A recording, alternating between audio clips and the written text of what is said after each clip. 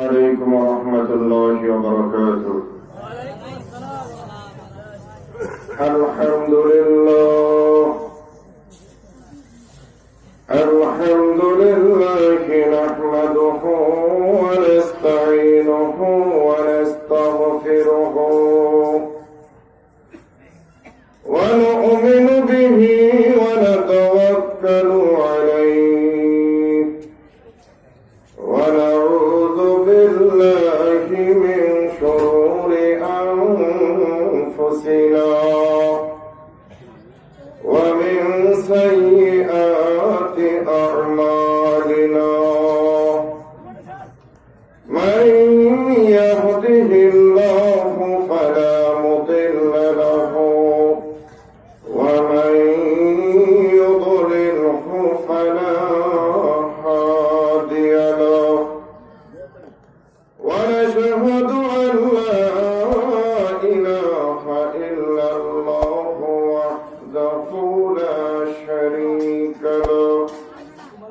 ونشهد أن سيدنا وسندنا ومولانا محمدا عبده ورسوله أرسله بالحق بشيرا ونذيرا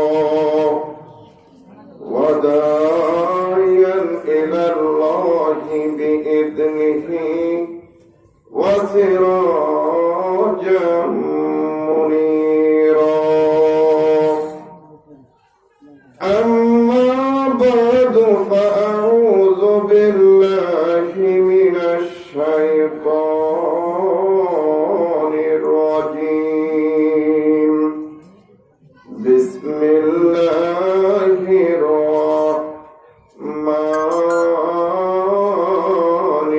الرحيم. كل نفس ذائقة الموت ثم إلينا ترجعون.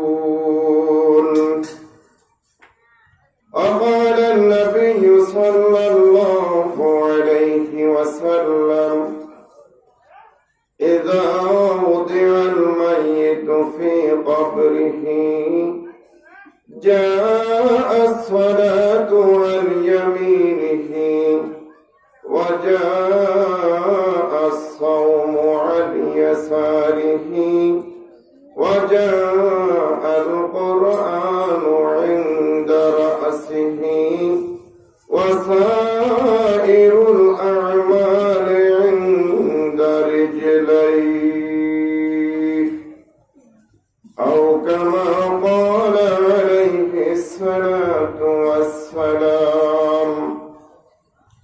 وقال الله تعالى في شان حبيب محمد صلى الله عليه وسلم: إن الله وملائكته يصلون على النبي يا أيها الذين آمنوا صلوا عليه وسلموا تسليما. اللهم صل على محمد وعلى آل محمد كما صليت على إبراهيم وعلى آل إبراهيم إنك حميد مجيد. اللهم بارك على محمد وعلى آل محمد كما باركت على إبراهيم وعلى آل إبراهيم إنك حميد مجيد.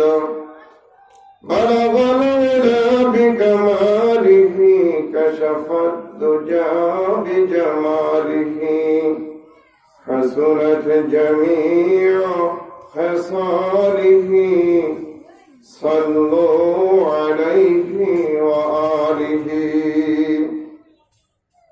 या रब दिल मुस्लिम को जिंदा तमन्ना दे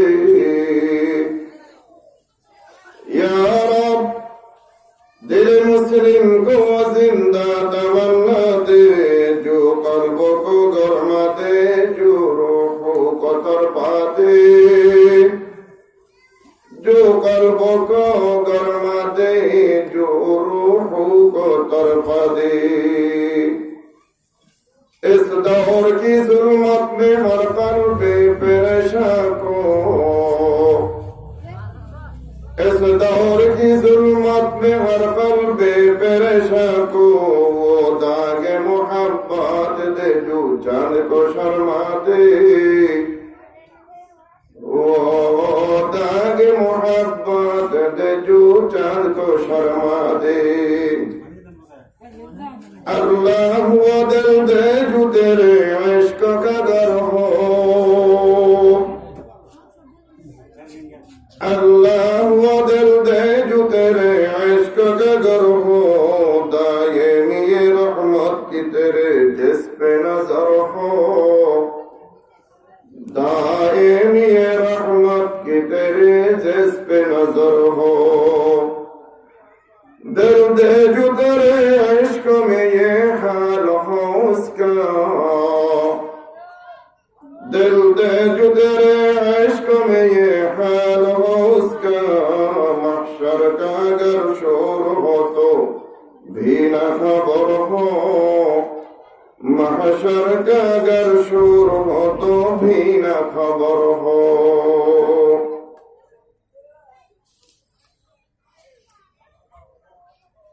দোয়াই আশরাফুল উলুম নুরানি ও হাফেজিয়া মাদ্রাসা কর্তৃক আয়োজিত ৩২তম ইসলামী মহাসম্মেলনের মোহতারাম সম্মানিত সভাপতি উপস্থিত হযরত উলামায়ে কেরাম আমার সামনে বসে ইসলাম প্রিয় কোরআন প্রিয় মুসলমান ভাইয়েরা মাহফিলে উপস্থিত আমার আদরের ছোট্ট কচিকাচারা পর্দার অন্তরালে অবস্থানরত আমার সম্মানিত মা ও বোনেরা করুণাময় মহান মালিকের আলিশান দরবারে অসংখ্য অগণিত শুকর যে মহান মালিক অত্যন্ত দয়া করে মায়া করে সুন্দর এই পরিবেশে আমাদেরকে কোরআনের নিসবতে হাদিসের নিসবতে উম্মতের হক্কানি উলামায়ে কেরামের জবান থেকে কোরআন ও হাদিসের আলোকে কিছু আলোচনা করার এবং শোনার মতো সুন্দর পরিবেশ করে দিয়ে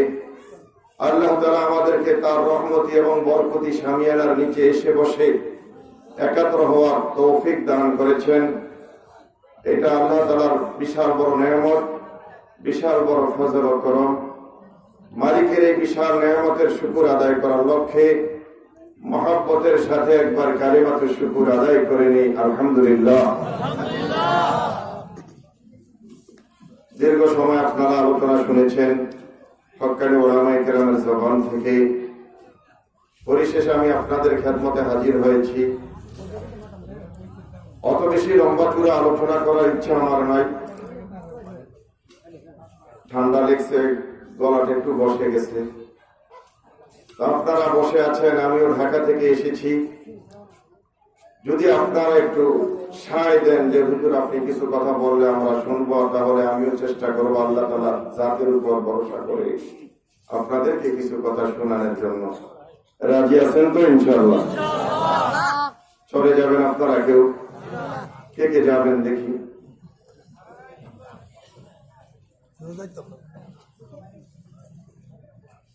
এক দুই ভাই হাত তুলছে বুঝিয়া সারে নেই তবে আমি প্রশ্নটা করছি উল্টা আমি বুঝতে চেয়েছি আপনাদের মনো আকর্ষণ মনোযোগ আছে কিনা সর্বপ্রথম আমার কথা হলো এখানে যারা আমরা বসছি লাভ না ক্ষতি আমাকে আপনারা চিনেন আমি গত বছর এসেছিলাম তবে শেষ পর্যায়ে বয়ান করাতে অনেক লোক চলে গিয়েছিল। আলহামদুলিল্লাহ, আজকে দিলটা অত্যন্ত খুশি, ভরপুর মজলিস পেয়েছি। যদি একটু সময় দেন তাহলে কিছু কথা বলবো। বন্ধুরা আমার, এখানে যে বসছি, ওলামায়ে কেরামের জবান থেকে যে কথা শুনতেছি, কি বলেন, লাভ না ক্ষতি? লাভ। কি লাভ? সভাপতি সাহেব যাওয়ার সময় 500 করে হাদিয়া দিয়ে দিব, কি বলেন?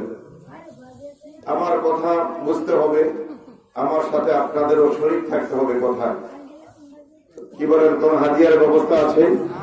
নাই। তো কেন খালি খালি এখানে বসলাম? উদ্দেশ্য একটাই, এখানে বসলে দিনের কথা আলোচনা হবে।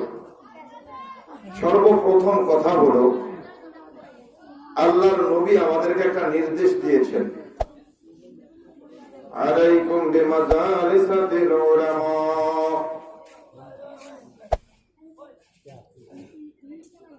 ভলান্টিয়ার যারা আছেন, বাচ্চারা যাতে ডিস্টার্ব না করে একটু লক্ষ্য করেন। চাতক পাখির মতো আমার দিকে তাকিয়ে থাকেন। ও ভাই, অত বড় আলেম না, বুজুর্গ না, তবে আলেমের খাতায় আল্লাহ তাআলা নামটা লিস্টি করে দিয়েছেন। আর রাসূলও বলেছে, ওলামায়ে কেরামের মজলিসে বসো, জ্ঞানীদের মজলিসে বসো। কাদের মজলিসে? আমার কথা বোঝেন না ভাই আপনারা? আল্লাহর নবী কোথায় বসার নির্দেশ দিয়েছেন? জ্ঞানীদের মজলিসে। এখন আমি প্রশ্ন করব, জ্ঞানী কারা? আমার একটা তবিয়ত খারাপ ভাই, এই বাচ্চাদেরকে একটু থামানোর ব্যবস্থা করেন। বাচ্চারা চিল্লাচিল্লি অবশ্যই করবে না। অত্যন্ত মুবারক মজলিস, দামি মজলিস।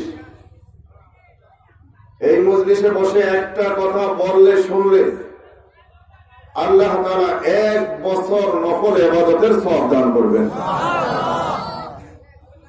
এই যে সুবহানাল্লাহ বলছেন, সওয়াব হইছে কি হইছে না? কি সওয়াব হইছে? হ্যাঁ ভাই, সুবহানাল্লাহ তামলাউ মা বাইনাস সামাই ওয়াল আরদ। আল্লাহর নবী হাদিসের মধ্যে ইরশাদ ফরমান, যে ব্যক্তি একবার সুবহানাল্লাহ বলবে, জমিন থেকে নিয়ে নীল আকাশ পর্যন্ত এই মহাশূন্যটাকে আল্লাহ তাআলা নেকের দ্বারা ভরপুর করে তার আমলনামায় যোগ করে দিবে। জ্ঞানীদের মজলিসে বসার জন্য আল্লাহর নবী নির্দেশ দিয়েছেন। জ্ঞানী কারা? আমি প্রশ্ন করছি আপনাদেরকে, জ্ঞানী কারা? বলতে পারেন না ভাই একটু আপনারা? জ্ঞানী কারা? দেশের প্রধানমন্ত্রী, মন্ত্রী পরিষদ। আমার বল বুঝবেন কিনা আমি জানি না, বুঝেন বা না বুঝেন, আবেদন থাকবে। আমি মুসাফির মানুষ, আপনাদেরকে সাথে নিয়ে আল্লাহর দরবারে একটু কাঁদবো, এরপরে সকালে এখান থেকে বিদায় হয়ে যাব। এর আগে কেউ উঠবেন না। খোদার কসম করে বলি, পৃথিবীতে সবচাইতে সেরা জ্ঞানী যাদেরকে আল্লাহ রাব্বুল আলামিন কোরআনের ইলম দান করেছেন। আপনাদের মনে হয় আমি বিশ্বাস করতে পারি নাই? বিশ্বাস হয় আপনাদের? বিশ্বাস করেন। এই লাইনে আমার কথা বলার নিয়ত নাই, তারপর কোরআনের মাহফিলে বসলে কি ফায়দা, এই জন্য একটু কথা বলি। একজন বাদশাহ, উনি দিনদার ছিলেন। ওনার মন্ত্রী পরিষদের একজন সদস্য একটু নাস্তিক টাইপের ছিল। নাস্তিক বোঝেন ভাই? আমি কিন্তু গোরস্থানে ওয়াজ করতে পারি না, আমি জিদ্দা মানুষের কাছে ওয়াজ করি। নাস্তিক ছিলেন আপনারা? নাস্তিক বোঝেন নাকি? নাস্তিক কাদেরকে বলে? যারা আল্লাহ বিশ্বাস করেন। একটু কথা বললেন, যারা আল্লাহর অস্তিত্বে কি করে না, বিশ্বাস করে না। আপনারা নাস্তিক? নাস্তিক আমরা সকলে আস্তিক, আল্লাহর অস্তিত্বে বিশ্বাস করি। কথা ঠিক না ঠিক? আল্লাহ একজন আছে না নাই? জোরে বলেন আছে না নাই? আছে। চোখে আঙ্গুল দিয়ে দেখে দিতে পারবো আল্লাহ যে আছে। সময় হবে না আমার। বন্ধুরা আমার, পৃথিবীতে সবচেয়ে বড় জ্ঞানী কারা? ওলামায়ে কেরাম। নিঃসন্দেহে এটা বোঝানোর জন্য 2 মিনিট সময় আমি আপনাদের নষ্ট করব। এক বাদশার মন্ত্রী পরিষদের এক সদস্য ছিল নাস্তিক মার্কা। আলেম ওলামাদেরকে দেখতে পারতো না। তো বাদশা ছিল কিন্তু দিনদার। নাস্তিক মার্কা মন্ত্রী বলতো, মোল্লারা কি বোঝে, কি জানে? কি বলেন, বোঝে কি বোঝে না? একদিন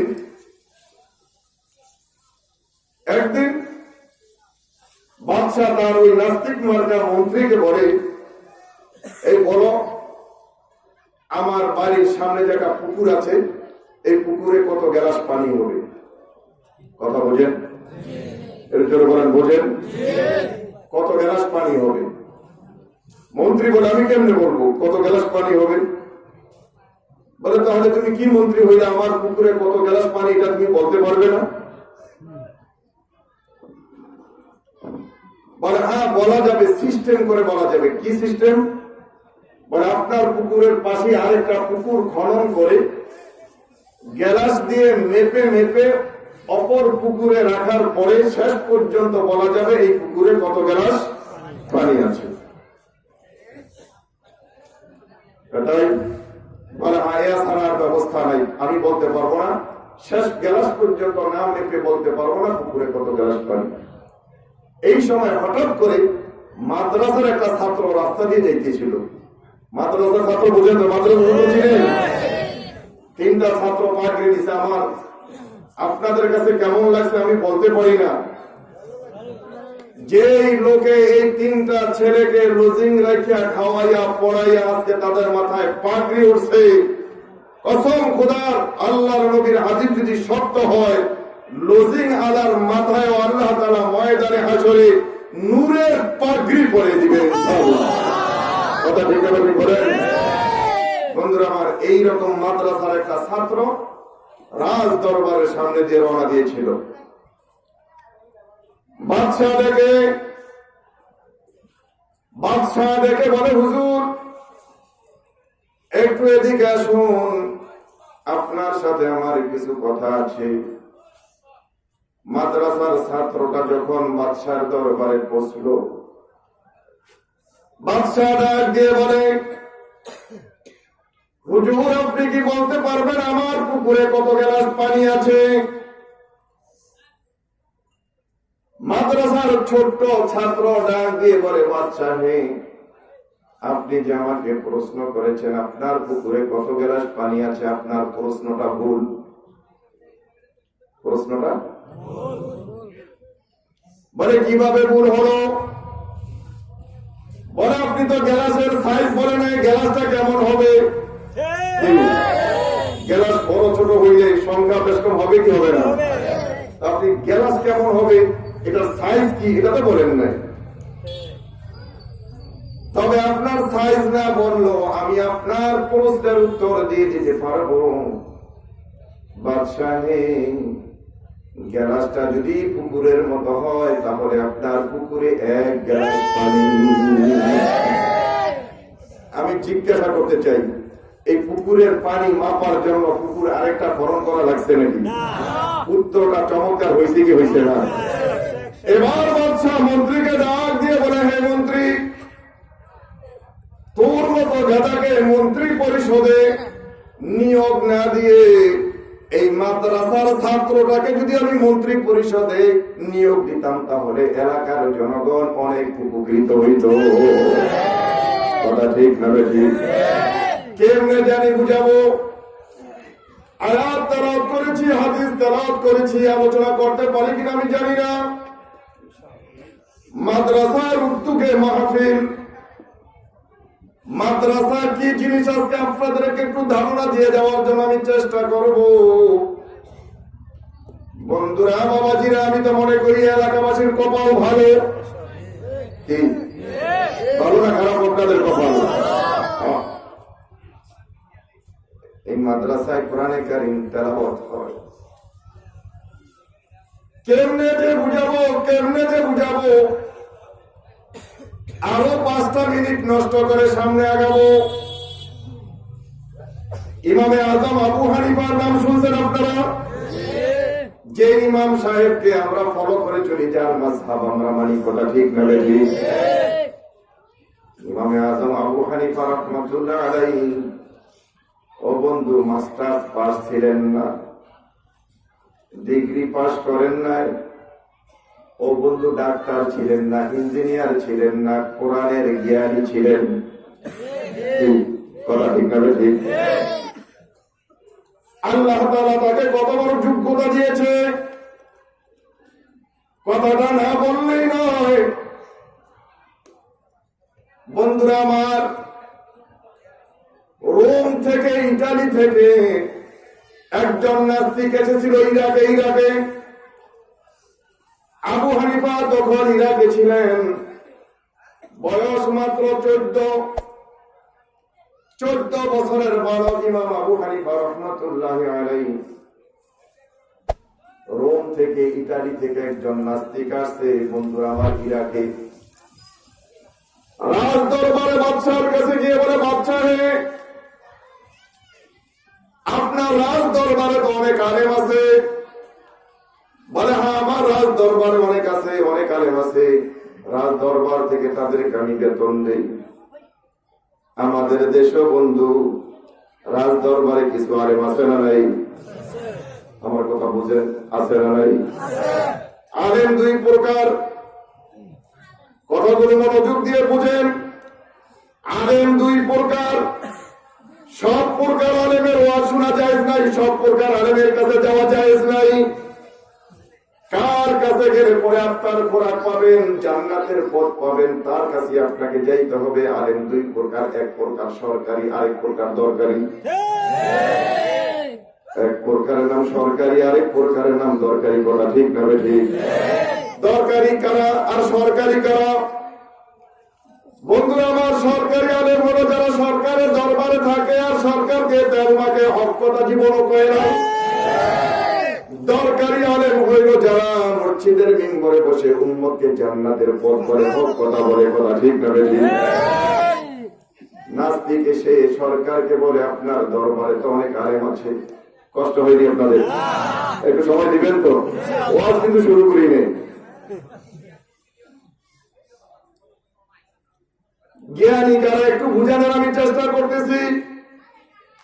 ভালো লাগলে গ্রহণ করবেন, ভালো না লাগলে গ্রহণ করবেন না, আমার কিছু যায় আসে না। বলার দরকার ছিল, পরে গেলাম। বন্ধু, কিচ্ছা কাহিনী বলা আমার উদ্দেশ্য না, শুধু দিলটাকে একটু তৈয়ার করে দিয়ে যাওয়ার জন্য এসেছি ঢাকা থেকে। অন্য কোনো উদ্দেশ্য না রে ভাই, অন্য কোনো উদ্দেশ্য না। মাহফিল করলে পরে কিছু হাতিয়া দিবে, হাতিয়ার আশায় আসি নাই। উত্তরাতে ইমামতি করি, আলহামদুলিল্লাহ। খাওয়া পড়ার কোনো অভাব নাই। জাতিকে সঠিক পথের একটু দিশা দেওয়ার জন্য এসেছি, অন্য কোনো উদ্দেশ্য না।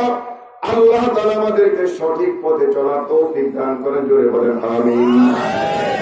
বন্ধুরা আমার, নাস্তিক এসে বলে, আপনার দরবারে আলেম আছে নাকি? বলে, হ্যাঁ আছে। বলে, আপনার দেশের আলেমদেরকে আমি 4টা প্রশ্ন করবো। কয়টা প্রশ্ন? কষ্ট হয়নি আপনাদের? কয়টা প্রশ্ন? একটু বসেন, বুঝেন, আশা করি মজা লাগবে ইনশাআল্লাহ। একটু বসেন। কয়টা প্রশ্ন? 4টা প্রশ্ন।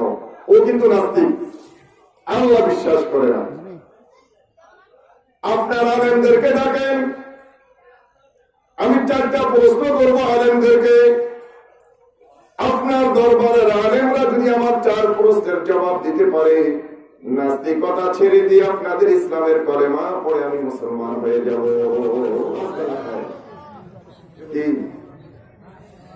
না করোনায় অবস্থা খারাপ? মনোযোগ আছে তো ইনশাআল্লাহ? আবার যেমনই হোক মনোযোগ দিয়ে থাকে। 4 প্রশ্নের জবাব যদি দিতে পারে আমি মুসলমান হয়ে যাব। বাদশাহ রাজ দরবারের আলেমদেরকে ডাকলেন। ডাকার পরে বলল, এই আলেমদেরকে আপনি প্রশ্ন করতে পারেন, আমার আলেমরা আপনার 4 প্রশ্নের জবাব দিয়ে দিবে। বন্ধুরা আমার, মনোযোগ দিয়ে কথাগুলি শোনার চেষ্টা করেন। এবার নাস্তিক ডাক দিয়ে বলে, ও আলেমরা, তোমরা বলতেছো আল্লাহ আছে, আমি বলি আল্লাহ নাই। নাউযুবিল্লাহ বলেন না। যদি তোমাদের কথা অনুযায়ী আল্লাহ থাকে, তাহলে আমার 3 প্রশ্ন। আল্লাহ যদি থেকে থাকে তাহলে আল্লাহ কয়জন? এটা 1 নম্বর প্রশ্ন। আল্লাহ যদি থেকে থাকে তাহলে আল্লাহ এখন কোথায়? 2 নম্বর প্রশ্ন। আল্লাহ যদি থেকে থাকে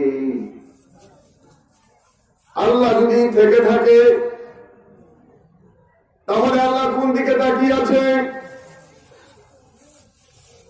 আল্লাহ যদি থেকে থাকে তাহলে আল্লাহ এখন কি করে? বুঝছেন কথা? আল্লাহ যদি থেকে থাকে তাহলে আল্লাহ কয়জন? আল্লাহ যদি থেকে থাকে তাহলে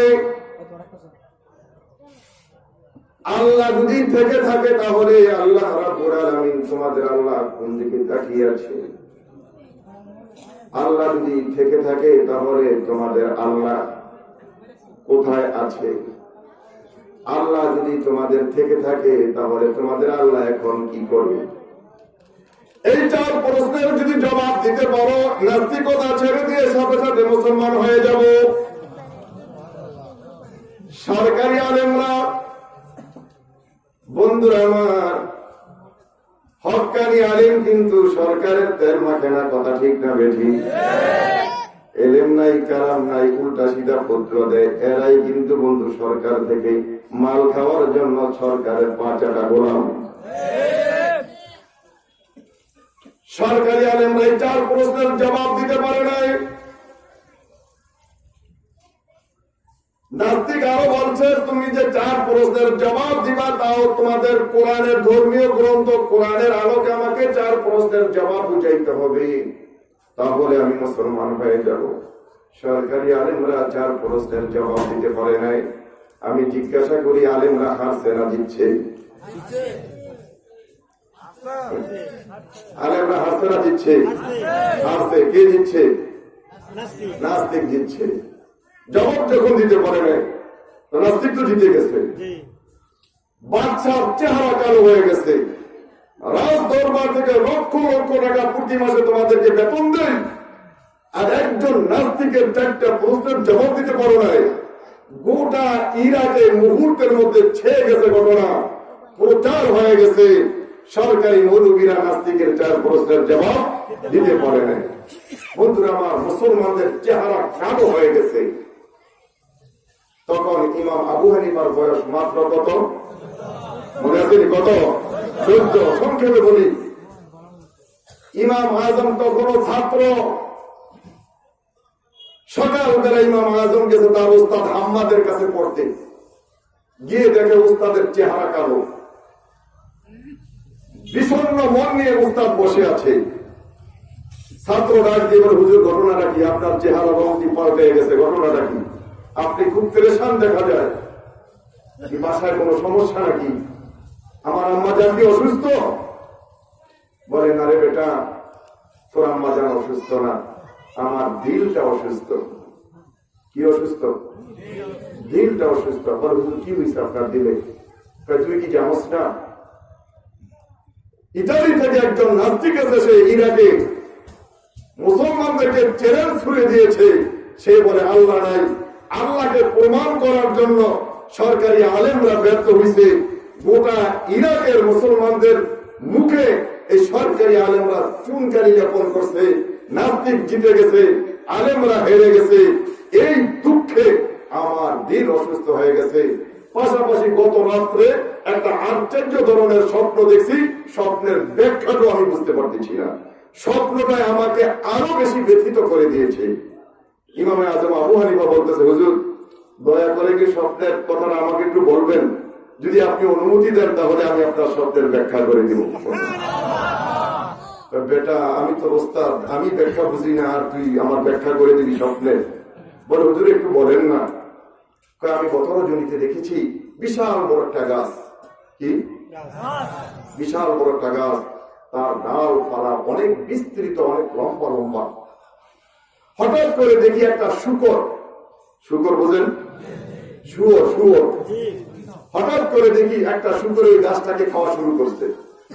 গাছটা খাইতে খাইতে শুকরটা সমস্ত গাছের ডালপালা গুলো খেয়ে ফেলছে, কিন্তু গাছের গোড়াটা খাইতে পারেনি। স্বপ্নে দেখতেছে না বাস্তবে? আরে আমার কথা বোঝে না রে, স্বপ্নে না বাস্তবে? স্বপ্নে গোড়াটা খাইতে পারে নাই। হঠাৎ করে দেখতে পাইলাম গোড়া থেকে একটা বাঘ বের হয়েছে। কি বের হয়েছে? বাঘ। বাঘটা বের হয়ে শুকরটাকে খেয়ে ফেলছে। স্বপ্নটা একটু ব্যতিক্রম না? দেখছি বিশাল একটা গাছ,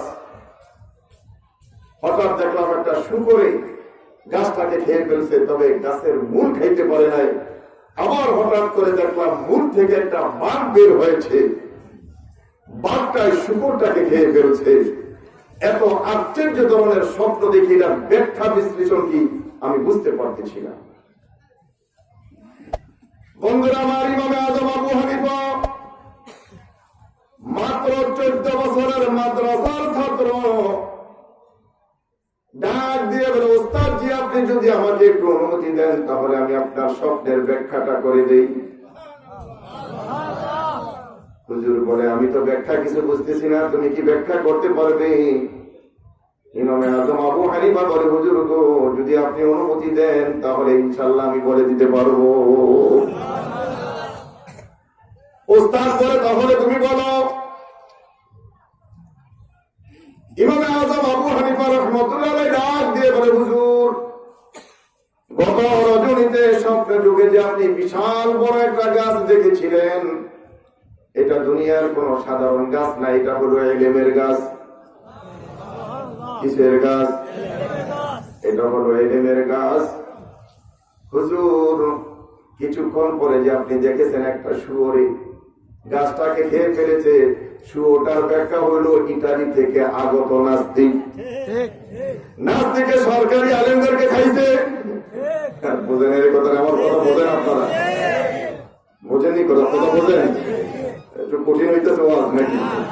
বুঝতে অসুবিধা হলো তো? হুজুর, শুকরটা হইল ইটালি থেকে আগত নাস্তিক, নাস্তিকে সরকারি আলেমদেরকে খাইছে। তবে হুজুর, আপনি যে দেখছেন গাছের গোড়াটা খাইতে পারে নাই, গোড়াটা হইলেন আপনি আমার উস্তাদ। গাছের গোড়ার ব্যাখ্যা হইল আপনি আমার উস্তাদ। হুজুর গো, কিছুক্ষণ পরে যে দেখছেন গাছের গোড়া থেকে একটা বাঘ বের হয়েছে, ওই বাঘটা হইলাম আমি আপনার ছাত্র আবু হানিফা। আমার যে দেখেছেন বাঘটাই শুয়োরটার খাইছে, হুজুর টেনশন করবেন না, এখনই আমি রাজ দরবারে গিয়ে ইটালি থেকে আগত শুকরটাকে খেয়ে ফেলবো। বুঝলেন নাই কথা? ও তো সরকারি মোল্লাদেরকে খাইছে, আমি কিন্তু তাকে খামু। বাবারে, তুই কি পারবি? বলে, হুজুর আপনি অনুমতি দেন, এখনই আমি রাজ দরবারে যাব, নাস্তিককে খুঁজে বের করে ইনশাআল্লাহ তার প্রশ্নের জবাব কোরআনের আলোকে আমি তাকে বুঝিয়ে দিব। বন্ধুরা, বাবাজিরা আমার, আগেরকার রাজা বাদশাদের জন্য রাজ দরবার খোলা থাকতো, ওলামা ইকরামের জন্য বাদশাদের রাজ দরবার খোলা থাকতো। এখন কিন্তু বন্ধু, বাদশার কাছে দলীয় লোকেরাই যাইতে পারে না। কথা ঠিক না বেশি? বন্ধুরা আমার, ওস্তাদের অনুমতি পেয়ে আবু হানিফা চলে গেলেন রাজ দরবারে। রাজ দরবারে গিয়ে বাদশাকে ডাক দিয়ে বলে, আমি হাম্মাদের ছাত্র আবু হানিফা এসেছি। গতকালকে নাকি আপনার রাজ্যে, আপনার দেশে, আপনার শহরে ইটালি থেকে একজন নাস্তিক এসেছিল, আপনার দরবারের আলেমদেরকে বোকা বানিয়ে ছেড়ে দিয়েছে। নাস্তিক কোথায়? তাকে ডাকেন, তার 4 প্রশ্নের জবাব দেওয়ার জন্য আমি এসেছি। বাচ্চার দিলটা খুশি হয়ে গেছে। বাবারে, তুমি কি পারবে? সরকারি আলেমরা আমাদের ইমানের উপর চুনকালি রোপণ করেছে, মুসলিম মুসলিম জাতির ইজ্জতের উপর চুনকালি নিপন করেছে। বাবারে, তুমি কি পারবে নাস্তিকের 4 প্রশ্নের জবাব দিতে? বলে, বাচ্চা হে, আপনি আশ্বস্ত থাকেন, আশ্বস্ত হন, আমি 4 প্রশ্নের জবাব দিয়ে দিব, তবে এমনি দিব না। রাষ্ট্রীয় টেলিভিশনে আপনি প্রচার করে দেন, এক্ষুনি আমার দেশের একজন বড় ইটালি থেকে আগত নাস্তিকের 4 প্রশ্নের জবাব দেওয়ার জন্য প্রস্তুত। এই 4 প্রশ্নের জবাব শোনার জন্য যারা তোমরা আগ্রহী, তাড়াতাড়ি রাজ দরবারে এসে যাও। রাষ্ট্রীয় টেলিভিশনে বেতারে যখন ঘোষণা দেওয়া হয়েছে, বন্ধু, মুহূর্তের মধ্যে হাজার হাজার মুসলমান উপস্থিত। তার কারণ গতকালকে সরকারি আলেমরা ইরাকের মুসলমানদেরকে বেইজ্জত করছে। আজকে কোন মুসলিম সৈনিক আমাদের ইজ্জতকে রক্ষা করবে? অধীর আগ্রহে হাজার হাজার মানুষ বাদশার দরবারে এসে উপস্থিত হয়ে গেছে। বাদশাহ এরকম মঞ্চ বানাইছে, বাদশাহ এক চেয়ারে বসা। বন্ধু, ইতালি থেকে আগত নাস্তিক এক চেয়ারে বসা। আবু হানিফার ছোট্ট 14 বছরের বালক। মঞ্চ সাজানো হয়েছে, বাদশার মন্ত্রী পরিষদের সদস্যরা বসা। এক পাশে আছে স্বরাষ্ট্রমন্ত্রী, আরেক পাশে পররাষ্ট্রমন্ত্রী, আরেক পাশে স্বাস্থ্যমন্ত্রী, আরেক পাশে জঙ্গল মন্ত্রী। কি মন্ত্রী? আসলেন কা? জঙ্গল মন্ত্রী নেই? বন মন্ত্রী আছে না? মন্ত্রী পরিষদের সব সদস্যরা বন্ধু মঞ্চে বসা। ইমামে আজম আবু হানিফা ছোট্ট মানুষ, সে নিচে বসা। এবার বাদশা নাস্তিককে দাওয়াত দিয়ে বলে, মিস্টার, আমার দেশের এই ছোট্ট বালক 14 বছরের বয়সের আবু হানিফা আপনার 4 প্রশ্নের জবাব দিবে। বন্ধুরা আমার, আমি সংক্ষেপে বলি, লম্বা চূড়া ইতিহাস। এবার আবু হানিফা ডাক দিয়ে বলে, মিস্টার, আপনার কি প্রশ্ন? বলে, আমার 4 প্রশ্ন। তুমি তোমার ধর্মীয় বিধানের আলোকে, ধর্মীয় গ্রন্থ কোরআনের আলোকে যদি তুমি আমার 4 প্রশ্নের জবাব দিতে পারো, তাহলে আমি এখনই এই হাজার হাজার মানুষের সামনে ইসলামের কালেমা পড়ে মুসলমান হয়ে যাব। বন্ধুরা আমার, এবার ইমাম আবু হানিফা ডাক দিয়ে বলে, আপনার কি প্রশ্ন বলেন? বলে, আমি বলি, আল্লাহ নাই, তোমরা বলতেছো আল্লাহ আছে। আল্লাহ যদি থাকে তাহলে কয়জন আছে? 1 নম্বর প্রশ্ন, কোরআন দিয়ে আমাকে বুঝিয়ে দিতে হবে আল্লাহ যে আছে একজন। এটা কোরআনের আলোকে দলিল দিতে হবে। ইমামে আজম আবু হানিফা ডাক দিয়ে বলে, নাস্তিক হে, আপনি 1, 2 গণা জানেননি? বলে, হ্যাঁ জানি। ও তো ইংরেজি ভাষায় কইতেছে। বলে, বলেন তো 1 থেকে 10 পর্যন্ত। ও কয় 1, 2, 3, 4, 5, 6, 7, 8, 9, 10। এবার আবু হানিফা বলে, একটু উপর থেকে নিচের দিকে নামেন, 10 থেকে 1 পর্যন্ত আসেন। ও গুনতেছে 10, 9, 8, 7, 6, 5, 4, 3, 2, 1। থামছেন কখন? বুঝলেন নাই কথা? অনে গিয়া থামছেন কা? আরো কোন? 1-এর পরে তো আর কি বলেন আছে? আমরা লেখা আছে নি? 1-এর পরে আছে নাই? 1-এর পরে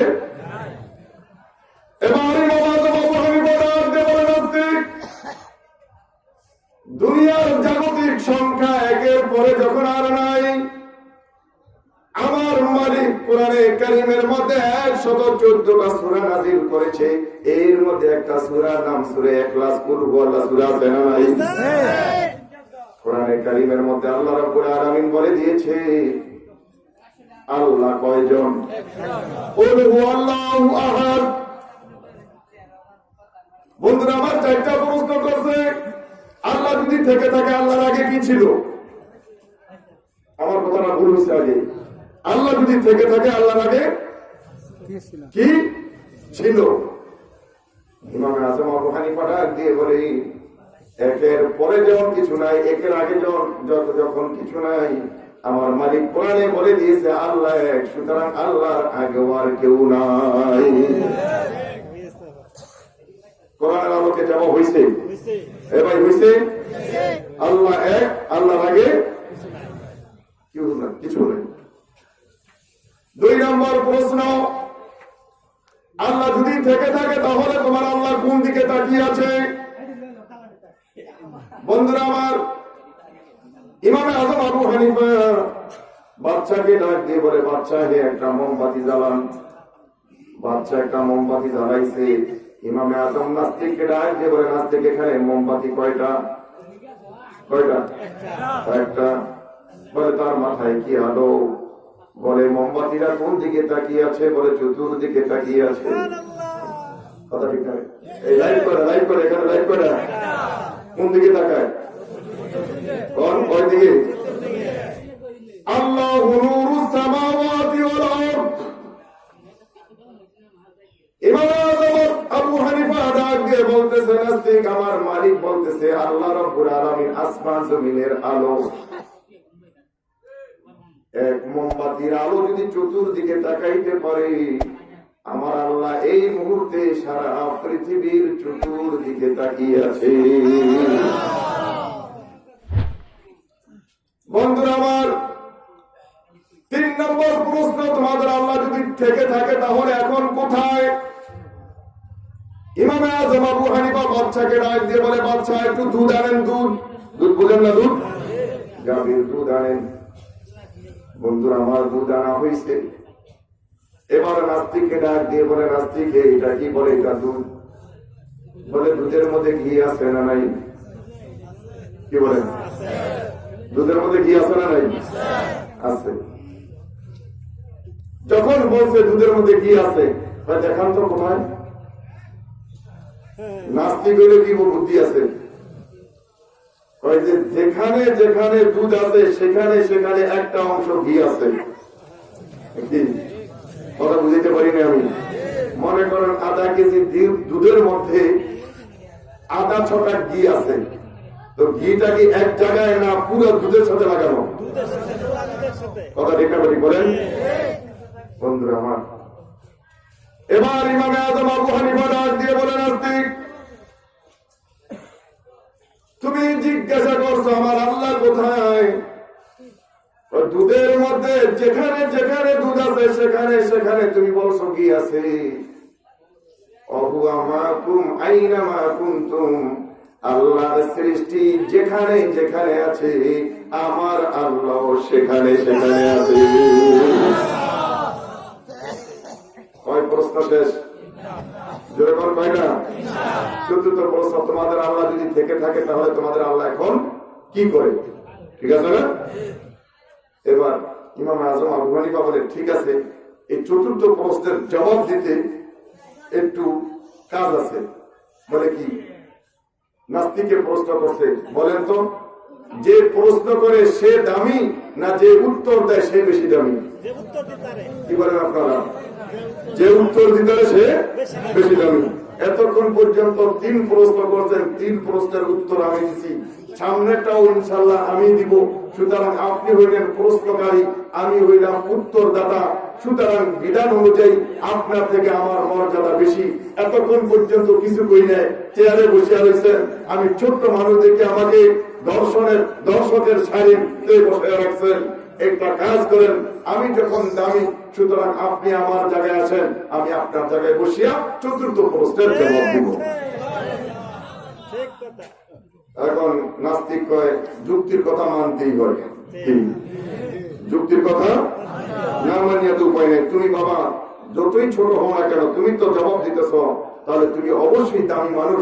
ঠিক আছে, আমি নিচে নামি, তুমি উপরে ওঠো। ইমামে আযম আবু হানিফা নাস্তিকের চেয়ারে বসিয়া বলতেছে, তুমি জিজ্ঞাসা করছো আমার আল্লাহ কি করে? আমার আল্লাহ এই মাত্র তোর মতো নাস্তিককে চেয়ার থেকে নামাইয়া আমার মতো 14 বছরের বালককে সম্মানের আসনে আল্লাহ রাব্বুল আলামিন চেয়ারে বসিয়ে দিবে। এটা আমার মালিক এই মাত্র এই কাজ করছে।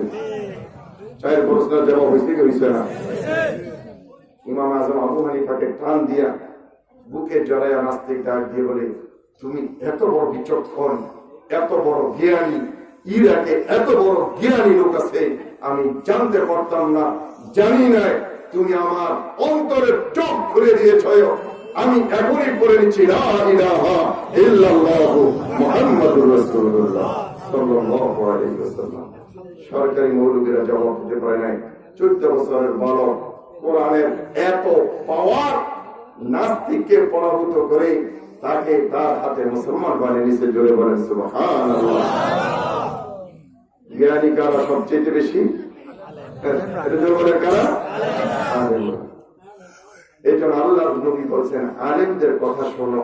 ও ভাই, জ্ঞানীদের সাথে থাকলে পাগল জ্ঞানী হয়ে যায়। কি কথা ঠিক আছে? সুতরাং আপনারা জ্ঞানীদের সাথে থাকার জন্য রাজি আছেন তো? আরেকটা কথা বলিয়া যাই, ওলামায়ে কেরাম যাদেরকে আল্লাহ তাআলা, আর ভাই যার সিনে আল্লাহ তাআলা কোরআনে কারীমের মতো দৌলত দান করছে, সে জ্ঞানী হবে না কি হবে?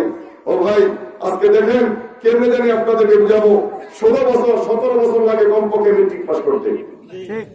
মেট্রিক পাসের রেজাল্ট যখন আউট হয়, বাবাও লাফায়, মায়ও লাফায়, ছেলেও লাফায়। কথা ঠিক আছে? ঠিক। ওই বেটা, মেট্রিক পাসের রেজাল্ট পাইয়া লাফানের কি আছে রে? তুই 16-17 বছরে মেট্রিক পাস করছস, আর আমাদের মাদ্রাসায় 7 বছরের বয়সে 30 পারা কোরআনের হাফেজ হয়ে হয়েছে। কথা ঠিক আছে? ঠিক। ওর মেট্রিক পাসের ডিগ্রি চলবে মৌত পর্যন্ত, আর কোরআনের ডিগ্রি চলবে জান্নাত পর্যন্ত। কথা ঠিক না? ঠিক বলেন বন্ধুরা আমার।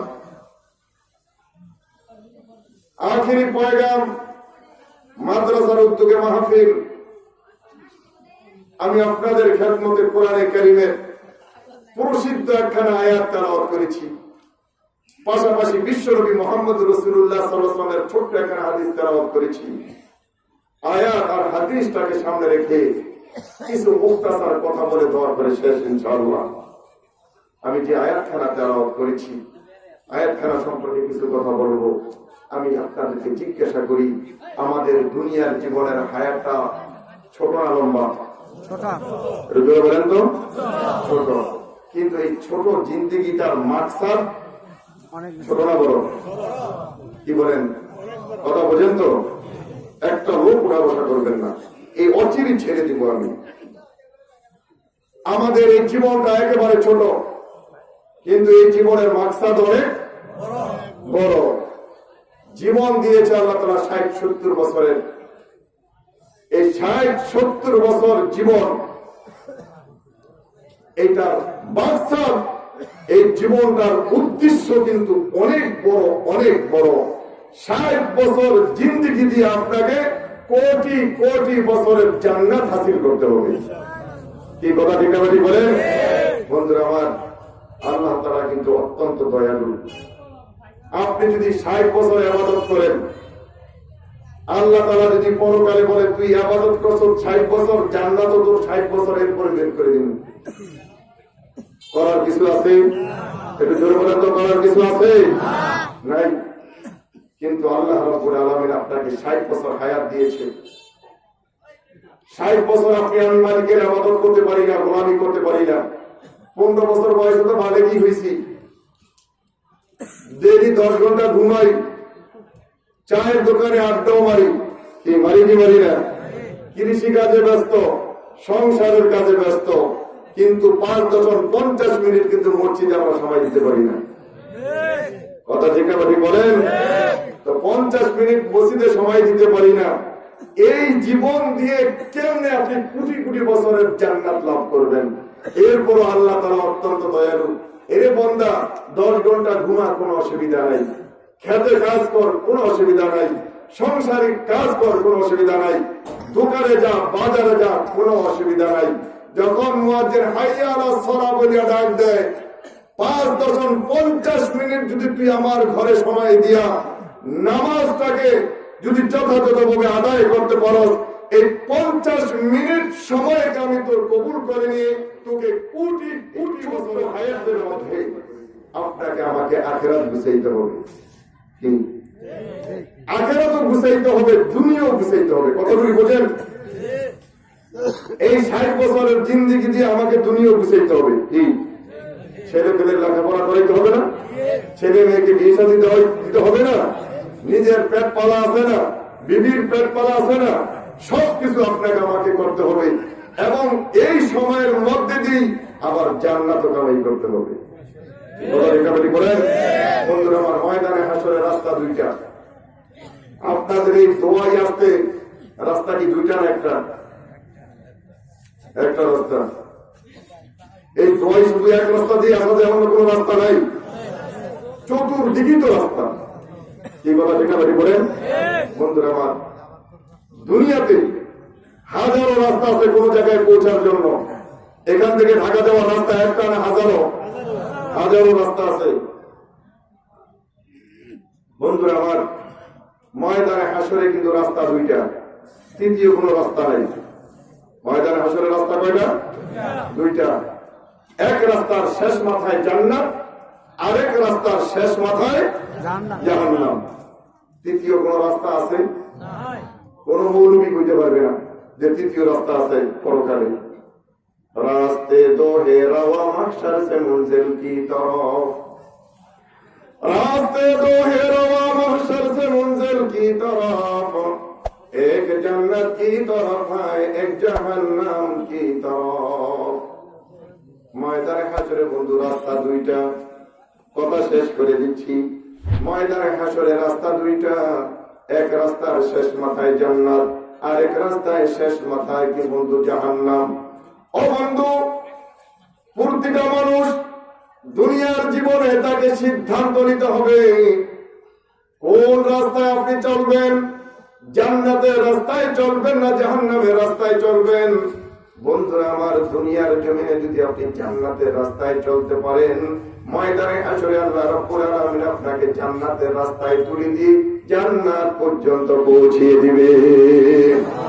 আর যদি বন্ধু দুনিয়ার জমিনে যদি আপনি জাহান্নামের রাস্তায় চলেন, খোদার কসম করি জাহান্নামের রাস্তায় চলে কোশ্চিন কালো আপনি জান্নাতের পথ পাবেন না।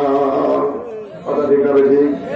এখন কথা হইল বন্ধু, জান্নাতের রাস্তা কোনটা? জান্নাতের রাস্তায় চলার জন্য রাজি আছেন? পরকালে জান্নাত না জাহান্নাম, তৃতীয় কোন জায়গা নাই। যদি আপনার আমার হাত থেকে জান্নাত হাত ছাড়া হয়ে যায়, বিপদ না? বিপদ না? আর জোরে কথা, বিপদ না? বিপদ না? কেমন বিপদ? জান্নাত হাত ছাড়া হইয়া গেলেই জাহান্নাম।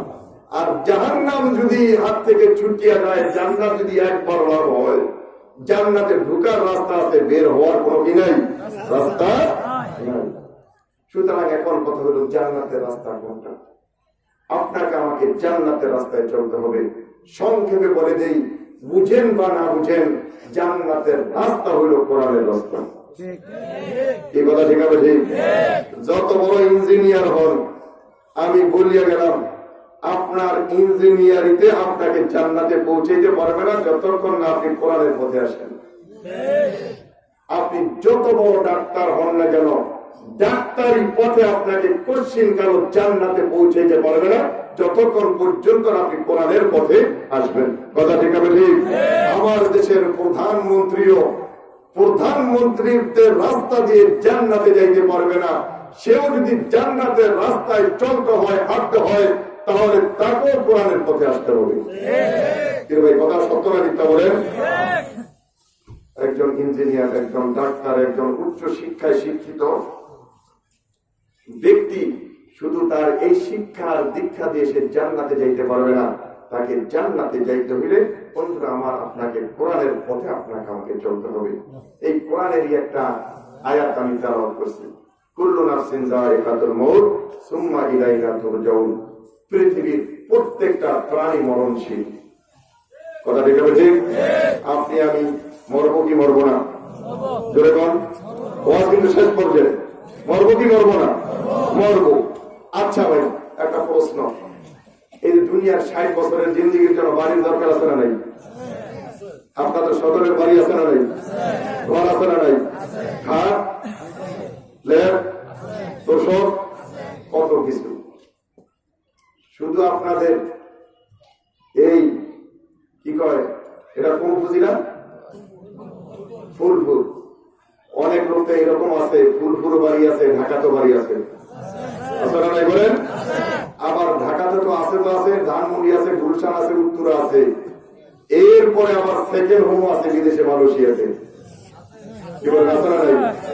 এই লোকটা বাঁচবো কয়দিন? 60 থেকে 70 বছর। 60 থেকে 70 বছর জিন্দিগির জন্য যদি ফুলপুরে বাড়ি লাগে, ঢাকা শহরে 3টা বাড়ি লাগে, মালয়েশিয়াতে বাড়ি লাগে, মৌতের পরের জিন্দিগির শুরু আছে, শেষ নাই। ওই জিন্দিগির জন্য আমার কিছু দরকার আছে না নাই? আমার কথাগুলি বোঝেন আপনারা? যে জিন্দিগির শুরু আছে, শেষ নাই, 60 বছরের জন্য যদি এত কিছু লাগে, বাড়ি লাগে, গাড়ি লাগে, নারী লাগে, কত কিছু লাগে, তাহলে মৌতের পরবর্তী জিন্দিগির জন্য আমাদের কিছু দরকার আছে না নাই? কি দরকার? কোটি কোটি টাকা আছে, এগুলি সব লইয়া যাবো কবরে। এই কোটি টাকা দিয়ে আল্লাহর কাছ থেকে জান্নাত কিনে নিব না? জমিদারি নিয়ে দিতে পারবেন? একটু কথা বোঝেন না? কোটি টাকা দিয়ে ময়দানে হাসরে জান্নাত খরিদ করা যাবে না? জমিদারি দিয়ে ময়দানে হাসরে জান্নাতের মালিক হওয়া যাবে না? দুনিয়ার ক্ষমতা দিয়ে জান্নাতের মালিক হওয়া যাবে না? দুনিয়ার আধিপত্য দিয়ে জান্নাতের মালিক হওয়া যাবে? বন্ধুরা আমার, জান্নাতের মালিক তো হইতে পারবেন একমাত্র কোরআনের পথে তথা ঈমান আর আমলের মাধ্যমে। এছাড়া বিকল্প পথে আপনার জান্নাতে যাওয়ার কোন কায়দা নাই। নামাজ ছাড়া কে কে জান্নাতে যেতে পারবেন? আমাকে দেখান তো, কার কলিজা আছে যে নামাজ ছাড়া আমি জান্নাতে যেতে পারবো? আমি দেখে দিতে পারবো, নামাজ ছাড়া তো জান্নাত হারাম, যাকাত ছাড়া তো জান্নাত হারাম, হজ ফরজ হইলে পরে হজ ছাড়া তোমার জান্নাত হারাম। যত বড় বেটাই হও না কেন, কোরআনের পথে আসতে হবে। বন্ধুরা আমার, আজকে আমরা দুনিয়াকে সাজানোর জন্য সকাল থেকে নিয়ে সন্ধ্যা পর্যন্ত, সন্ধ্যা থেকে নিয়ে সকাল পর্যন্ত আজকে আমরা মেহনত করতেছি। এক মিনিট একটা ঘটনা শোনাই আপনি আপনাদেরকে। ও বন্ধু, মালয়েশিয়া থেকে একটা মেয়ে সৌদিতে গেছে। আমাদের বাংলাদেশ থেকে অনেক মেয়েরা সৌদিতে যায় কাজের বুয়া হিসাবে। কি তাই কি যায় না বলেন? যায়। মালয়েশিয়া থেকে একটা মেয়ে গেছে সৌদিতে কাজের বুয়া হিসাবে। বন্ধুরা আমার, যেই বাসায় সে কাজ করতেছে, এই মেয়েটার অভ্যাস হইল বাথরুমে যায়, বাথরুমে গিয়ে দীর্ঘ সময় বাথরুমে কাটায়, টয়লেটে দীর্ঘ সময় কাটায়। ঘরের ম্যাডাম করে ঘটনাটা কি, বাথরুম ছাড়তে তো এত সময়ের দরকার নাই, এই মেয়েটা এত সময় বাথরুমে গিয়ে কি করে? একদিন মেয়েটা যখন বাথরুম থেকে বের হয়েছে, ঘরের ম্যাডাম জিজ্ঞাসা করে, কি ব্যাপার, তুমি বাথরুমে আধা ঘন্টা 1 ঘন্টা সময় কাটাও, বাথরুমে তুমি করোটা কি? আমার কাছে বলতে বলে। ম্যাডাম যখন জিজ্ঞাসা করছে, এখন তো না বলি, এখন উপায় নাই, ডাক দিয়ে বলে, ম্যাডাম আমি 4 মাস হয়েছে সৌদি আরব এসেছি, আমার বাড়ি কিন্তু কোথায় বলছি? মালয়েশিয়া। মালয়েশিয়া থেকে আমি 4 মাস হয়েছে সৌদি আরবে এসেছি। আমার অবস্থা হলো, আমার স্বামীও চাকরি করে, আমিও মালয়েশিয়াতে চাকরি করতাম। স্বামী স্ত্রীর দুজনের চাকরিতে আমাদের সংসার ভালোভাবে চলে না। যাতে সুন্দরভাবে একটু থাকতে পারি, পড়তে পারি, আরামায়েশে যাতে জীবন যাপন করতে পারি, এই জন্য সৌদিতে এসেছি বেশি বেতনে চাকরি করার জন্য। বেশি বেতন পেয়ে বেশি টাকা উপার্জন করে বাড়িতে গিয়ে স্বামী বিবি বাল বাচ্চা নিয়ে আরামায়েশে জীবন যাপন করব। ঠিক আছে, ভালো কথা, বাথরুমে এত সময় কেন তুমি কাটাও? বলে, ম্যাডাম 4 মাস আগে আমার একটা বাচ্চা হয়েছে, একটু ভালো খাবো, ভালো করবো, এই জন্য পরিজার টুকরা সন্তানটাকে অন্য মহিলার করে দিয়ে আমি চলে আসছি। বন্ধুরা আমার, বাচ্চা মাত্র বয়স 4 মাস, মায়ের বুকের দুধ খায়। আমি যখন এসে গেছি, বাচ্চাকে আর দুধ পান করাইতে পারি না। আমার স্তনের মধ্যে প্রতিদিন দুধগুলো জমে যায়, স্তনটা যখন বাড়ি হয়ে যায় তখন টন টন করে ব্যথা করি। বাথরুমে যাই, আমি আমার স্তন থেকে দুধগুলোকে বের করে ফেলি, তখন একটু আরাম পাই। যখন বাথরুমে স্তন থেকে দুধগুলোকে বের করি, তখন ওই পরিচয় টুকরা সন্তানটার কথা আমার মনে পড়ে যায়। 4 মাস বয়সের সন্তানটাকে দেশে রেখে আমি বিদেশে পাড়ি জমাইছি, সন্তানটা আমার কাছে নাই। সকলের সামনে তো কাঁদতে পারি না, সন্তানটার ব্যথায় আমি বাথরুমে বসে বসে একটু কেঁদে আমার বুকটা একটু হালকা করে নিই। বন্ধুরা আমার, 4 মাসের বাচ্চা রেখে বিদেশ গিয়েছে, 60-70 বছরের জীবনটাকে সুন্দর করার জন্য, 60 বছরের জিন্দেগি সুন্দর করার জন্য আজকে আমার দেশও বাড়িওয়ালিও চাকরি করে, বাড়িওয়ালাও চাকরি করে, কথা ঠিক না ঠিক? বড় ছেলেও চাকরি করে, মেয়েটাও গার্মেন্টসে চাকরি করে, তারপরও বন্ধু তাদের অভাব মিটে না, অভাব মিটে না। 60 বছরের জিন্দেগির জন্য যদি এত কামাইয়ের প্রয়োজন হয় রে বন্ধু, আল্লাহ রাব্বুল আলামিন আপনার আমার জন্য যে জান্নাত বানায় রাখছে, ওই জান্নাতে যাওয়ার জন্য কিছু কামাই করার দরকার আছে না নাই? না জান্নাত এমনি পেয়ে যাবেন? অসম্ভব কথা। বন্ধুরা আমার, জান্নাত পাওয়ার ব্যবস্থা হলো কোরআনের বিধান মতো চলা। মনে রাখবেন, যেদিন জন্ম নিয়েছি সেদিন থেকে এটা মাথায় রাখতে হবে, আমাকে মরতে হবে, কথা ঠিক না ঠিক? কুল্লু নাফসিন যায়কাতুল মউত, আজ হোক কাল হোক রে বন্ধু, আপনাকে আমাকে মরতে হবে। আলিশান বিশাল বাড়ি রেখে আপনাকে আমাকে চলে যেতে হবে, ব্যাংক ব্যালেন্স রেখে আপনাকে আমাকে চলে যেতে হবে, জমিদারি রাখিয়ে আপনাকে আমাকে চলে যেতে হবে। বন্ধুরা আমার, এই দেশে চলতে গেলে টাকার দরকার, টাকা ছাড়া চলে না। কি টাকা ছাড়া চলেনি? চা এক কাপ খাইতে কমপক্ষে 5 টাকা লাগে। কি টাকা ছাড়া চা দিব? দোকানদারে তো দিব না। চা খাইতে যদি বন্ধু টাকা লাগে, জান্নাতের ফল খাইতেও কিছু লাগবো। কি লাগবো? কি লাগবো না? জান্নাতের ফল বাংলাদেশি টিয়া দিয়ে কিনে খাইবেন? আর এখন না, টাকা দিয়ে কিনে খাওয়া যাইব? ও বন্ধু, ওখানেও টাকা আছে, ওই টাকাটার নাম নেই। ওই টাকাটার নাম কি? যদি আপনার কাছে নেকের টাকা থাকে, পরকালে ও ভাই দেখে না, বাংলাদেশের টাকা ভারতে চলে না, ভারতের টাকা আমেরিকাতে চলে না, দুনিয়ার কোন টাকা পরকালে চলবে না। পরকালের টাকার নাম নেই। পরকালের টাকার নাম কি? নেক। এখন আপনাকে আমাকে ওই পরকালের জন্য, দুনিয়ার 60 বছরের জন্য যদি এত মেহনত করা লাগে, এত উপার্জন করা লাগে, তাহলে জান্নাত যার একটা ইট হবে সোনার, একটা ইট হবে রূপার। সুবহানাল্লাহ তো বলুন না। যাইবেন ওই জান্নাতে? কি যাওয়ার জন্য রেডি? তৈরি আছেন তো ইনশাল্লাহ? কেমনে? নামাজ ছাড়িয়া, কোরআন ছাড়িয়া?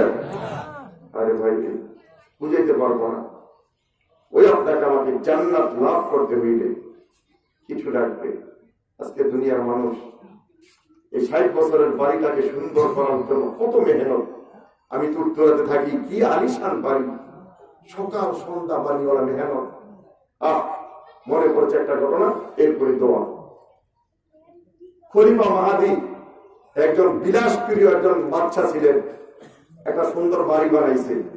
বাড়ি বানাইয়া আশেপাশের সমস্ত দেশের রাজা বাচ্চাদেরকে সংবাদ দিছে, আমি সুন্দর একটা বাড়ি বানাইছি, তোমরা একটু দেখে যাও, আসিয়া খাইবা, এবং যদি সৌন্দর্যের কোন ব্যাঘাত দেখো কোন স্থান দিয়া আমাকে বলবা, আমি আবার দ্বিতীয় সংস্করণে ঠিক করে দিব। বন্ধুরা আমার, দেশ বিদেশের হাজার হাজার মানুষ খলিফা মাহাদির এই সুন্দর অট্টালিকা, এই বাড়িটা দেখার জন্য আসছে। একজন লোক দরবেশ টাইপের মতো, আমার মতো দরবেশ, সে দাওয়াত ছাড়াই খলিফা মাহাদির বাড়িতে গেছে। বন্ধুরা আমার, হাজার হাজার মানুষ সব রাজকীয় বেশ পোশাক পরিয়ে আসছে, কিন্তু একজন দরবেশ টাইপের মানুষ, কাপড় চোপড় তেমন একটা ভালো না, এলোমেলো চুল, বাচ্চার চোখ এড়াইতে পারে নাই। ওই লোকটা, দরবেশ টাইপের লোকটা খলিফা মাহাদির বাড়িতে গিয়ে বাড়িটার দিকে একবার চোখ ঘুরাইছে। চোখ ঘুরাইয়া কাউকে কিছু না বলে বের হয়ে যাচ্ছে। বাচ্চা দেখছে এই লোকটাকে আমি দাওয়াত দিলাম না, এই লোকটাকে আসলো আর চলে যাচ্ছে, ভাই এদিকে আসেন। দরবেশকে ডাক দিয়ে বলে, কে আপনি, আপনার পরিচয় কি? আপনাকে তো আমি দাওয়াত দেই নাই, দাওয়াত ছাড়া কেন আসলেন? দরবেশ ডাক দিয়ে বলে, খলিফা মাহদী, হ্যাঁ তুমি আমাকে দাওয়াত দাও নাই, শুনতে পেয়েছি সুন্দর একটা বাড়ি নির্মাণ করেছ, দেশ বিদেশের হাজার হাজার মানুষকে তুমি তোমার ঘর দেখার জন্য, বাড়ি দেখার জন্য আমন্ত্রণ করেছ। সুতরাং আমিও তোমার বাড়িটা দেখার জন্য আসলাম, বাড়িটা কেমন হয়েছে? বাদশা ডাক দিয়ে বলে, আমি তো আগেই ঘোষণা দিয়েছি সুন্দর বাড়িটা বানাইছি, যদি কোনোখানে ব্যাঘাত দেখো তাহলে আমাকে বলবা, দ্বিতীয়বারে আমি আবার সেটা ঠিক করে দিব। তুমি যে আমার বাড়িটা দেখলা, কিছু না বলে যে চলে যাচ্ছ, ঘটনাটা কি? আমার বাড়িতে কোনো সমস্যা আছে নাকি? দরবেশ বেচারা ডাক দিয়ে বলে, খলিফা মাহদী শুনো, তোমার বাড়িটা অত্যন্ত সুন্দর হয়েছে, তবে তোমার বাড়ির মধ্যে দুইটা দোষ আছে। কয়টা দোষ? দুইটা। তোমার বাড়িটা খুব চমৎকার, খুব সুন্দর, তবে তোমার বাড়িতে দুইটা দোষ আছে। বলে, আমি তো লোকদেরকে এই জন্যই দাওয়াত দিয়েছি, বাড়িতে যদি কোনো দোষ থাকে, কোনো খুঁত থাকে, তারা যদি আমাকে বলে দেয় তাহলে আমি সেই দোষ সারিয়ে ফেলবো। তুমি আমাকে না বলে বলে যাচ্ছ, দোষ দুইটা কি আমাকে একটু বলে যাও, আমি দোষ দুইটাকে সেরে ফেলার জন্য চেষ্টা করব। বন্ধুরা আমার, দরবেশ বেচারা ডাক দিয়ে বলে, খলিফা মাহদী, তোমার বাড়িতে এমন দুইটা দোষ, যে এই দুইটা দোষ জীবনও তুমি ছাড়াইতে পারবা না। বলে, এমন কি দোষ, এমন কি সৌন্দর্যের ব্যাঘাত হইল যে আমি সৌন্দর্য আমার করতে পারবো না? বলে, হ্যাঁ, এমন দুইটা দোষ, যে দুইটা দোষ তোমার 14 গোষ্ঠী মিলিয়েও ছাড়াইতে পারবো না। বলে, কি? বলে, 1 নম্বর দোষ। বলে, এই বাড়িটা কেন বানাইছো? বলে, এই বাড়িতে বসবাস করবো। বলে, শোনো, 1 নম্বর দোষ হইল এই বাড়িটা যে বানাইছো আরাম এসে থাকবে, 1 নম্বর দোষ হলো এই বাড়িতে তুমি চিরকাল থাকতে পারবে না। ঠিক, এই দোষ ছাড়াইতে পারবেন আপনারা? আপনার বাড়ি মিয়া যে দৌড় মারেন বাড়িতে, যে খাটে গিয়ে শুনবেন, কয়েকদিন আগে ওই খাটে আপনার বাবা শুয়েছে, ওই বাবা কিন্তু এখন মাটির বিছনায় শোয়া। ঠিক কথা যেটা বাড়ি করেন। বন্ধুরা আমার, বলে যে এত বিলাসবহুল বাড়ি বানাইছেন, 1 নম্বর দোষ হইল এই বাড়িতে আপনি চিরকাল থাকতে পারবেন না। বলে, 2 নম্বর দোষ, বলে, লক্ষ কোটি কোটি টাকা ব্যয় করে যে বাড়িটা আপনি নির্মাণ করছেন, বাড়িটাও বেশি দিন থাকবে না। ঠিক, এই ভাই কথা যেটা বাড়ি বলেন। এই 2 দোষ ছাড়ানোর কোন কায়দা আছে? একটা বিল্ডিং 100 বছরই থাকবো, 200 বছরই থাকলো, এরপরও কি থাকবে? থাকবে না। তবে ও খলিফা মাহদী, তোমাকে আমি বলে যাই, এই 60 বছরের জিন্দেগিতে আল্লাহ তাআলা তোমাকে মাটির পিছনে মেহনত করার জন্য বানায় নাই, আল্লাহ তাআলা তোমাকে জান্নাতের মেহনত করার জন্য বানাইছে। ঠিক, আজকে সকাল থেকে নিয়ে সন্ধ্যা, সন্ধ্যা থেকে নিয়ে সকাল, শুধু দুনিয়ার মাটির পিঠে, বাড়ি তো মাটি দিয়ে বানাইছে, কথা থেকে বাড়ি বলে, এই মাটির বাড়ির পিছনে আমরা সকলে মেহনত করতেছি। আমার বাড়ি যে সোনার আর রূপা জান্নাতের বাড়ি, ওই জান্নাতের বাড়ি তৈরি করার জন্য কেমন মেহনত করা দরকার থাকে আমাকে। কিসের দ্বারা হবে বন্ধু? ওয়াজ শেষ, আপনাকে আমাকে জান্নাতের বাড়ি মেহনত করে তৈরি করতে হবে। চলে যাব দুনিয়ার জীবন থেকে, ও বন্ধু, অবশ্যই আমি একদিন না একদিন কবরের মাটিতে শুইব। আমরা কি চাই কবরটা আমার জান্নাতের টুকরা হোক? জোরে কোন চান? তাহলে কবরটা জান্নাতের টুকরা কেমনে হবে? আল্লাহর নবী বলেছে, ইযা উযিয়াল মাইয়িতু ফি কবরিহি যা সালাতু আন ইয়ামিনিহি, যখন মৃত্যু ব্যক্তিকে বন্ধু কবরে রাখা হয়, কেমনে জানি বুঝাবো? যে ব্যক্তি কোরআনকে বন্ধু বানাবে, ঈমান আমলকে যে ব্যক্তি তৈরি করবে, এই ব্যক্তিকে যখন কবরে রাখা হয়, আপনি আমি দেখি কবরে রাখা হয়, মাটিতে রাখা হয়। বন্ধুরা আমার, দিনদার লোক যারা কোরআনের পথে চলেছে, এদেরকে যখন কবরের কাছে নেওয়া হয়, কবর চিৎকার দিয়ে বলে, ইজান উহাব্বিরুকা লাকা বাতনি হাজিরা, তুমি আসছো, এখনই আমার কবরের পেটকে তোমার জন্য সবুজ শ্যামল উদ্যানে পরিণত করে দিব। সুবহানাল্লাহ। আমরা দেখতেছি মুর্দাকে কবরে রাখা হইতেছে।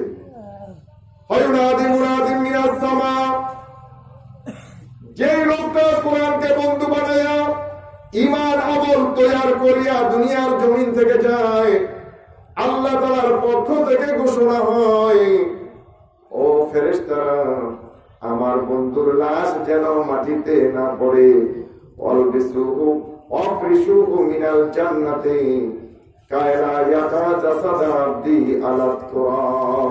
পরিষ্কার হাদিস। ও ফেরেশতারা, আমার এই বান্দার কবরে জান্নাতি বিছানা বিছিয়ে দে, যাতে করে আমার এই বান্দার শরীর মাটিতে স্পর্শ না করে। সুবহানাল্লাহ। কার জন্য হবে? ও বন্ধু, যখন আপনি আমি কবরে যাব, যদি 5 ওয়াক্ত নামাজি হয়ে থাকি, নামাজ আমার ডান পাশে দাঁড়িয়ে যাবে। মুনকার নাকির কিতাবে আছে সর্বপ্রথম বাম পাশ দিয়ে আসবে। কবরে যাবেন কি যাবেন না? আরো জোরে যাবেন কি যাবেন না? মুনকার নাকির 3 প্রশ্ন আপনাকে আমাকে করবে কি করবে না? করবে। মুনকার নাকির সর্বপ্রথম আসবে ডান পাশ দিয়ে। ডান পাশ দিয়ে আসে বলবে, মার রব্বু। বন্ধুরা আমার, আলোচনা শেষ। যদি নামাজি হয়ে থাকি, নামাজ রাসূল বলছেন সুন্দর একটা আকৃতিতে কবরে ডান পাশে দাঁড়িয়ে যাবে। সুবহানাল্লাহ। মুনকার নাকিরকে বলবে, নামাজ কোথায় যাচ্ছ? মুনকার নাকির বলবে, এই ব্যক্তির কবরের জগৎ শুরু হয়ে গেছে, তাকে 3 প্রশ্ন করব, জবাব দিতে পারলে কবরটা তার জন্য জান্নাতের টুকরা হয়ে যাবে।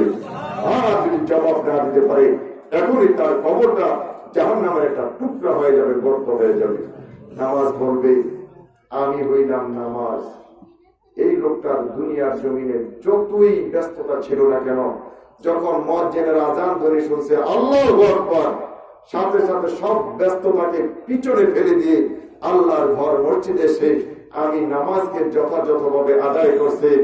আমাকে জীবন থেকে সে বিচ্ছিন্ন করে নাই, সুতরাং আমি আজকে কবর দেশে তার থেকে বিচ্ছিন্ন হব না। আমি তার ডান পাশে বডিগার্ড হিসেবে দাঁড়িয়েছি। দুনিয়ার হাজারো ঝামেলা উপেক্ষা করে এখন একটু নতুন দুলার মতো ঘুমাইছে। এখন যদি তোমরা তাকে প্রশ্ন করো, তাহলে তার আরামের ব্যাঘাত হবে। আমার শরীরে জান থাকতে তোমাদেরকে এই ব্যক্তিকে প্রশ্ন করতে দেব না। বন্ধুরা আমার, টাকা দিয়ে মুনকার নাকির ফিরিতে পারবেন? ক্ষমতা দিয়ে? আজকে তো ক্ষমতার ঠেলায় বাজারে হাঁটা যায় না। আমার চিনস, আমার বাবা মন্ত্রী, আসলে নাই, আসলে নাই। মন্ত্রীগিরি শুনবো তোমার কবরে গেলে, নামাজ ছাড়া কবরে কোনো উপায় নাই। বন্ধুরা আমার, মুনকার নাকির নামাজের কারণে ডান পাশ দিয়ে আসতে পারবে না, এবার চলে যাবে বাম পাশে।